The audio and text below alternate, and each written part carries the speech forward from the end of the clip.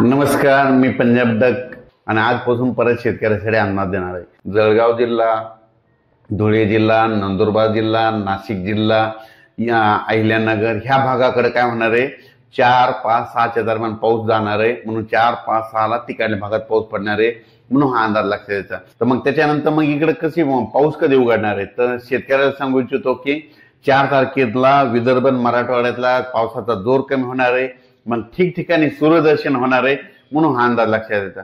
पण कसं असतं, सूर्यदर्शन झाल्याच्या नंतर देखील ना स्थानिक वातावरण तयार होऊन काय होतो, पाऊस पडतो, म्हणून हा अंदाज सर्व शेतकऱ्यांनी लक्षात घ्यायचा।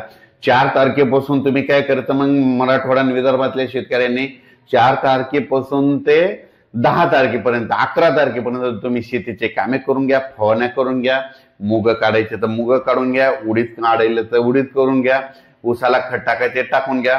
कारण की त्याच्यानंतर काय होणार आहे, परत राज्यात 11 तारखेच्या नंतर परत पावसाला सुरुवात होणार, ती त्याच्यानंतर देऊ। पण त्या अगोदर आता ह्या 3 सप्टेंबर मध्ये पश्चिम महाराष्ट्रातली काय परिस्थिती राहील, पश्चिम महाराष्ट्रातल्या शेतकऱ्याला सांगू इच्छितो की आज मध्ये तुमच्या भागामध्ये पश्चिम महाराष्ट्रामध्ये सांगायचं झालं तर की आज आणि उद्या दिवस तुमच्या इकडे सरी येतील, म्हणून हा अंदाज लक्षात द्यायचा। तुमच्या इकडे मात्र 4 तारखेपासून चांगलं सूर्यदर्शन होणार आहे। 4 तारखेपासून तर 12 तारखेपर्यंत तुम्हाला हवामान कोरडं राहणार आहे, म्हणून पश्चिम महाराष्ट्र, सातारा, सांगली, सोलापूर, कोल्हापूर, पुणे, अहिल्यानगर या जिल्ह्यातल्या शेतकऱ्यांनी हा अंदाज लक्षात घ्यायचा।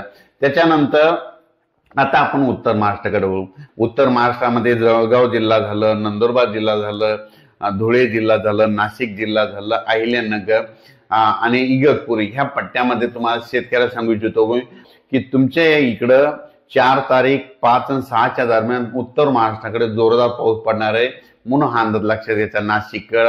नाशिक, धुळे, नंदुरबार, जळगाव, त्याच्यानंतर इकडे कोपरगाव त्या पट्ट्यामध्ये काय झालं, पाऊस कमी पडलेला होता। पण हे 4, 5, 6चा पाऊस कोपरगाव त्या भागात, शिर्डी भागात राहतात त्या भागात चांगला पडणार आहे, म्हणून हा अंदाज लक्षात घ्यायचा।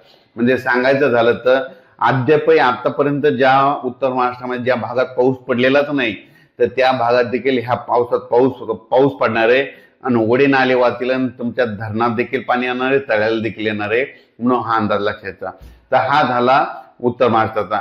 मुंबईकडे देखील एवढं काही मुंबईला जास्त पाऊस पडणार नाही। पालघर पासून म्हणजे इकडं गुजरातकडे म्हणजे सुरतकडे तिकडेच जास्त पाऊस पडणार आहे, मुंबईला जास्त काही पाऊस येणार नाही, फक्त सरी येते। मात्र 4, 5, 6च्या दरम्यान म्हणजे 5 आणि 6 तारखेला मात्र मुंबईला देखील पाऊस थोडा जास्त पडणार आहे, म्हणून मुंबईच्या जनतेने अंदाज लक्षात घ्यायचा। 6 तारखेला मुंबईकडे थोडा जास्त पाऊस पडणार आहे, म्हणजे 5 आणि 6च्या दरम्यान हे शेतकऱ्यांनी अंदाज लक्षात घ्यायचा।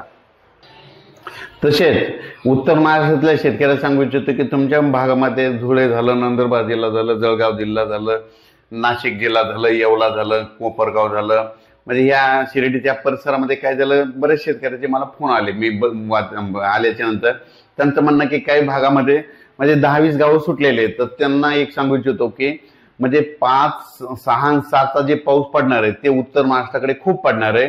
त्याच्यामुळे त्या पावसामध्ये तुमच्या इकडे जरी मुसळधार पाऊस पडणार आहे, काही ठिकाणी अतिमुसळधार पडणार आहे, त्याच्यामध्ये तुमच्या धरणाला पाणी येईल, तळ्यामध्ये देखील पडणार आहे, म्हणून हे अंदाज लक्षात घ्यायचा। आणि मुंबईच्या जनतेला एक सांगू इच्छितो की 5 आणि 6च्या दरम्यान मुंबईला देखील एक जोराचा पाऊस येणार आहे, म्हणून हे 5, 6 तारखेचा हे देखील मुंबईच्या जनतेनं अंदाज लक्षात घ्यायचा। पण राज्यात मात्र परत मध्ये सर्वदूरचा पाऊस 13 तारखेपासून सगळीकडे 13 सप्टेंबर ते 17 सप्टेंबर दरम्यान राज्यात जोराचा पाऊस येणार आहे, म्हणून आताच हे अंदाज सर्व शेतकऱ्यांना लक्षात घ्यायचा। अचानक वातावरणात बदल झाला तर लगेच एक मेसेज